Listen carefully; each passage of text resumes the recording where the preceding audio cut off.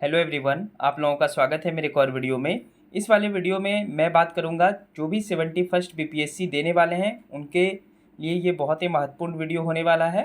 71st BPSC mains के GS paper 1 में एक टॉपिक आता है करंट अफेयर्स, तो उसके ऊपर हम सब बात करेंगे।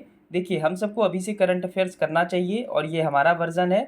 मैं भी एक एस्पेरेंट हूँ और मैं भी सीखता हूँ, और जो भी सीखता हूँ वही आप सबको सिखाने का प्रयास करता हूँ, तो इसको आप समझ लेंगे।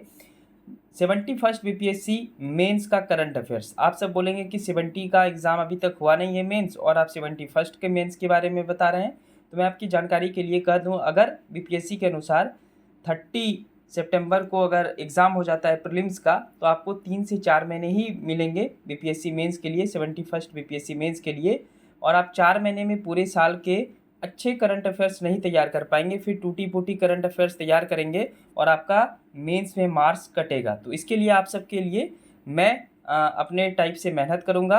अभी तो ये जो अभी आप देख रहे हैं इसको मैं समझाता हूँ आपको अच्छे ढंग से। तो हम सब जो भी एडिटोरियल आएगा, चाहे द हिंदू में आएगा, इंडियन एक्सप्रेस में आएगा, या कोई भी अखबार में होगा, इसके अलावा कहीं पर भी न्यूज़ में मैं सुनूंगा, तो उससे रिलेटेड डेट वाइज, जिसका डेट वाइज हम सब करेंगे। और 1 अप्रैल 2025 से ये क्लास शुरू होगा। इसमें आपको मैं इसी प्रकार कॉपी पे समझा दूंगा, की नोट्स में लिखा रहूँगा। अभी तो ये प्रीलिम्स टाइप का की नोट्स है, जैसा कि अभी हाल ही में 15 मार्च का ये एडिटोरियल है द हिंदू और अदर न्यूज़पेपर का है, जिसमें बात कर रहे हैं द मैन्युफैक्चरिंग रोड मैप के बारे में। आपको पता है कि बजट 2025-26 में भारत द्वारा एक मिशन लॉन्च किया गया जिसको नेशनल मैन्युफैक्चरिंग मिशन कहते हैं। काहे मिशन लॉन्च किया गया? तो भारत के जो उद्योग हैं, भारत के औद्योगिकरण है, भारत के मैन्युफैक्चरिंग सेक्टर है, उसको बूस्ट करना इसका प्राथमिक लक्ष्य है। ऐसा नहीं कि इससे पहले भारत सरकार द्वारा इस लक्ष्य में प्रयास नहीं किया गया था। मेक इन इंडिया इसी का उदाहरण है। पीएलआई स्कीम हो गया, ईज ऑफ डूइंग बिजनेस आपको याद है कि वर्ल्ड बैंक जारी करता है। अब तो ये be ready, ease of doing business के स्थान पे अब बी रेडी रिपोर्ट जारी करता है। ठीक है, तो सरकार द्वारा पहले जो प्रयास किए गए थे वो लिखा गया है। लेकिन ये तो प्रीलिम्स टाइप का नोट्स हो गया, आपको मेंस टाइप का भी मैं नोट्स बना कर दूंगा। तो हम सब दो टाइप से नोट्स बनाएंगे। एक में हम सब 2-3 फैक्टर पे बात करेंगे। क्या क्या फैक्टर पे बात करेंगे कि मेनली अभी इस वाले टॉपिक में क्या हुआ, भारत सरकार द्वारा क्या क्या उपाय किए गए, इसका होने का क्या रीज़न था।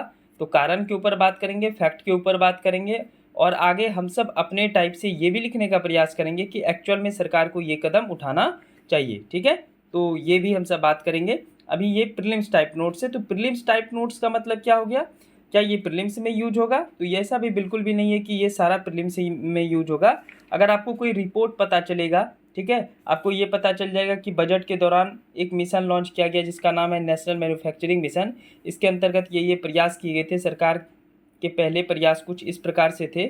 उसके बाद सरकार द्वारा कुछ पॉलिसी है, मतलब सरकार की कुछ इंडस्ट्रियल पॉलिसी है जिसकी जर्नी दी गई है। जैसे कि आपको पता है कि इंडस्ट्रियल पॉलिसी 1957 में आया। फिर आपको पता है 1991 में वैश्वीकरण, है ना, ग्लोबलाइजेशन जिसको आप बोलते हैं, ये आया था, जिसमें प्राइवेट सेक्टर को बूस्ट करने की बात की गई थी, है ना। तो ये सब चीज़ पहले किया गया है भारत सरकार के द्वारा। ये भारत सरकार का कुछ जर्नी है। उसके बाद हम सब वर्तमान में क्या है, चैलेंजेस टुडे क्या है, तो इस वाले टॉपिक में मैन्युफैक्चरिंग से रिलेटेड था, तो इस वजह से ये सब कुछ चैलेंजेस थे। जिसमें आप सबको पता है कि जब से डोनाल्ड ट्रंप राष्ट्रपति बने हैं तब से वो चाहते हैं कि अमेरिका ही ज़्यादा जो है वैल्यूएट करे। अमेरिका जो है वहाँ पे ज़्यादा इंडस्ट्रीज़ वगैरह लगे, जितने भी कंपनीज़ हैं वह वापस अमेरिका आ जाए। तो अमेरिका को ग्रेट बनाने का कोशिश है डोनाल्ड ट्रंप का, जैसे हर एक कंट्री का रहता है। तो ये एक चैलेंज हो सकता है। फिर चाइना, आप जानते हैं, सस्ती सस्ती सामान बना करके डंप कर देता है। और आप अभी भी कंपेयर करेंगे तो भारत क्या, पूरे जितना भी भारत में मोबाइल फ़ोन बिकता है उसमें चाइना बहुत ज़्यादा सफल है। क्यों सफल है? क्योंकि उसका प्राइस काफ़ी कम रहता है। तो ये डंपिंग इसी का उदाहरण है। तो इसके ऊपर इसमें बात की गई है। उसके बाद नेशनल मैन्युफैक्चरिंग मिशन में किन किन टॉपिक के ऊपर बात की गई है, तो फोकस फुटवेयर स्कीम, जिसमें नॉन लेदर के ऊपर बात की गई है, मशीनरी को प्रमोट करने की बात की गई है। तो ये सब तो फैक्ट होंगे कि नेशनल मैन्युफैक्चरिंग मिशन में क्या क्या लॉन्च किया गया है। ठीक है, क्या क्या इसके अंतर्गत आ रहा है, ये तो फैक्ट के ऊपर हम सब बात करेंगे ही अच्छे ढंग से। ये बस एक आज का डेमो है, 1 अप्रैल से कंटिन्यू रहेगा।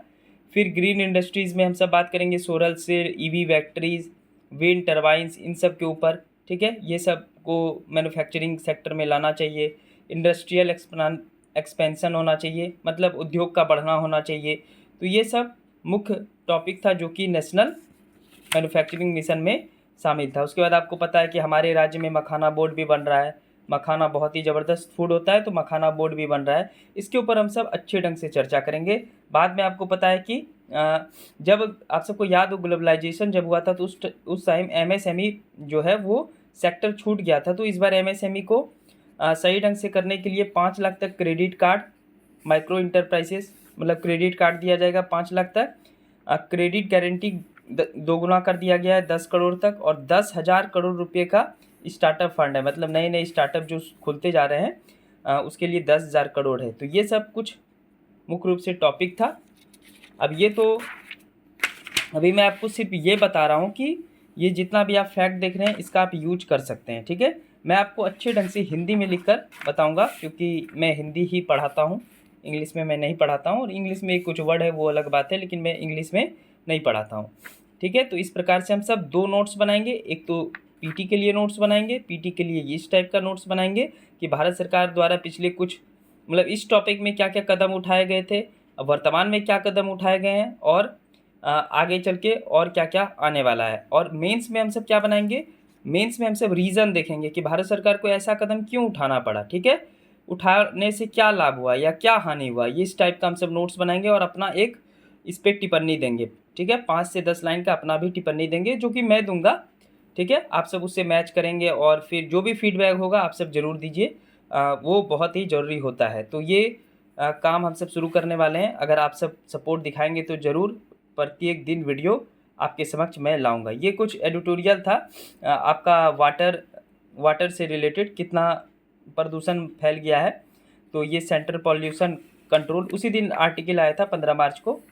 उसके अनुसार टोटल भारत की 279 नदी प्रदूषित है, और जिसमें आप 46 क्षेत्र में बीओडी जो है ये लेवल हाईली टॉक्सिक है, बहुत ही जहरीला है।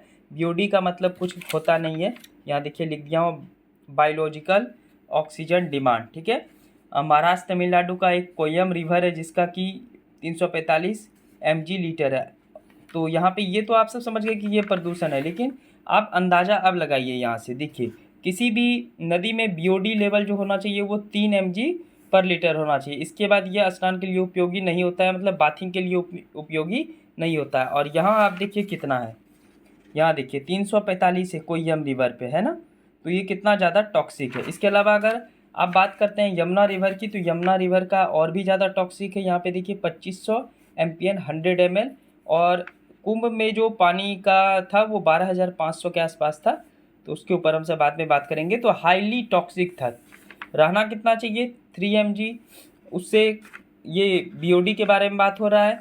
यहाँ पे है क्या दिख रहे हैं, यहाँ पे लिखा हुआ है फेशियल कॉलीफॉर्म। ये क्या होता है, तो ये एक प्रकार का बैक्टीरिया होता है जो कि जंतु एवं मानव के आंत में मिलता है, और ये वेस्ट के माध्यम से जीवाणु बाहर आ जाता है। मतलब जो मानव और जंतु द्वारा वेस्ट किया जाता है उसके माध्यम से पानी में बाहर आ जाता है। और यदि रिवर में 2500 MPN प्रति 10,000 ml है, सॉरी 100 ml है, तो वो हाईली टॉक्सिक है, बहुत ही ज़्यादा जहरीला है। तो इसके ऊपर हम सब बात किए थे। फिर यहाँ पे इंग्लिश में लिखा हुआ है कि major causes of river pollution, नदी में जो आपका प्रदूषण फैलता है उसके क्या कारण है। तो सेवेज जानते रहे हैं, इंडस्ट्रियल पॉल्यूशन है, सॉलिड वेस्ट है, एग्रीकल्चर है। इसके ऊपर हम सब एक एक करके लंबे तरीके से हम सब बात करेंगे। आधा घंटा 1 घंटा हम सब एडिटोरियल डिस्कशन करेंगे, ताकि इससे आप सबका दिमाग भी थोड़ा सा अच्छे ढंग से खुले और हमारा भी दिमाग खुल जाएगा पढ़ाते पढ़ाते, है ना। और इसके अलावा आपको पीटी का भी नोट्स मिल जाएगा और मेंस का भी नोट्स मिल जाएगा, जो कि आप आंसर राइटिंग के दौरान में जब भी करंट अफेयर्स का आंसर राइटिंग करेंगे ये सारा फैक्ट आप यूज कर पाएंगे। नदी प्रदूषण को रोकने के उपाय, तो ये कुछ उपाय बताया गया था। उस पर से आपको पता है कि भारत सरकार द्वारा जो जो उपाय किए गए हैं वो ज़रूर लिखता हूँ। तो वाटर में देख सकते हैं prevention and control of pollution act 1974 में आया था। एनवायरनमेंट प्रोटेक्शन एक्ट 1986 में आया था। नेशनल वाटर पॉलिसी 2012, ये सब कुछ इम्पॉर्टेंट थे। इसके अलावा नदी को अलग अलग साफ करने के लिए कौन कौन सा प्लान लाया गया है, तो गंगा एक्शन प्लान आपको पता है 1985 में आया, यमुना एक्शन प्लान 1993, नमामि गंगे ये तो आप ऑलरेडी जान रहे होंगे, करंट अफेयर्स में काफ़ी बार आता है, 2014 को शुरू किया गया। और नदी प्रदूषण को रोकने के लिए क्या करना चाहिए, तो लोगों को एक साथ जोड़ना चाहिए। कुछ इसके मुख्य पॉइंट हैं, ऐसा इसमें कुछ है नहीं। ये सब हम सब बात करेंगे 1 अप्रैल से, जब करंट अफेयर्स का सिलसिला जारी रखेंगे तो उसमें बात करेंगे। उसके बाद तीसरा एडिटोरियल मैं यहाँ पे लिखा था गोंडी भाषा के संबंध में। तो महाराष्ट्र में एक स्कूल था, उसमें गोंडी भाषा पढ़ाया जाता था। ये गोंडी जो है ये 22 ऑफिशियल भाषा में नहीं आता है। तो इसमें चल रहा था मोह गाँव में, जिसको महाराष्ट्र सरकार ने बंद करवा दिया। तो ये 5वीं अनुसूची के अंतर्गत आता था। तो वहाँ के सरकार द्वारा ये बोला गया कि ये परमिशन नहीं है इसको। तो एक तरफ तो संस्कृत लोग बहुत ही कम बोलते हैं, 25,000 के आसपास बोलते हैं, तो संस्कृत ऑफिशियल लैंग्वेज है 22 में से। लेकिन गोंडी 2 लाख से भी ज़्यादा लोग बोलते हैं, तो ये ऑफिशियल लैंग्वेज नहीं है। तो यहाँ पे भेदभाव वाला सिस्टम है, ठीक है। गोंडी भाषा इस वाले क्षेत्र में बोला जाता है और ये अनुसूची का नहीं है। और होता क्या है कि आप देखिए, महाराष्ट्र में जो आदिवासी है उनको गोंडी भाषा में पढ़ाने का संवैधानिक राइट है। कैसे संवैधानिक राइट है? तो यही सब चीज़ आप सबको याद रखना होगा। आर्टिकल 19 क्या कहता है? माइनॉरिटीज़ को अपनी भाषा, स्क्रिप्ट और कल्चर को बचाए रखना चाहिए, ये संवैधानिक प्रावधान है। तो गोंडी एक माइनॉरिटी भाषा है, तो इसको अपना कल्चर बचाए रखना चाहिए, इसको उसी भाषा में पढ़ाने दे देना चाहिए। तो स्कूल को बंद करना कोई औचित्य बात नहीं था। तो इस टाइप से हम सब बात करेंगे। ये तो आज ऐसे ही बस डेमो में आपको बताया, तो इतना डेमो आप सबको समझ में आ गया होगा। तो ये कुछ एडिटोरियल है जो कि मैं डेली पढ़ता हूँ, तो आप सब के बीच भी लाऊंगा और आप सब भी देखेंगे, समझेंगे और अच्छा लगेगा तो सपोर्ट भी दिखाएंगे। और इसका PDF अगर आपको चाहिए तो टेलीग्राम चैनल का लिंक मैं दे देता हूँ डिस्क्रिप्शन में। वो BPSC मेंस के लिए है, तो वो वाला टेलीग्राम चैनल आप सब ज्वाइन कर लेंगे। तो आपको PT पॉइंट ऑफ व्यू से भी मैं बताऊँगा और मेंस पॉइंट ऑफ व्यू से भी बताऊँगा, और हम सब मिलकर सीखने का प्रयास करेंगे और कुछ अच्छा ज़रूर सीखेंगे, ठीक है। तो इस उद्देश्य से मिलते हैं नेक्स्ट वीडियो में 1 अप्रैल से। और इस वीडियो को ज़रूर शेयर कीजिएगा। इसके अलावा नीचे कमेंट ज़रूर कीजिएगा कि इस टाइप का वीडियो आप सबको चाहिए कि नहीं चाहिए, ठीक है। तो उस हिसाब से मैं आगे चलकर वीडियोस बनाऊंगा, ठीक है। थैंक यू सो मच और मिलते हैं नेक्स्ट वीडियो में। Thank you and thank you so much.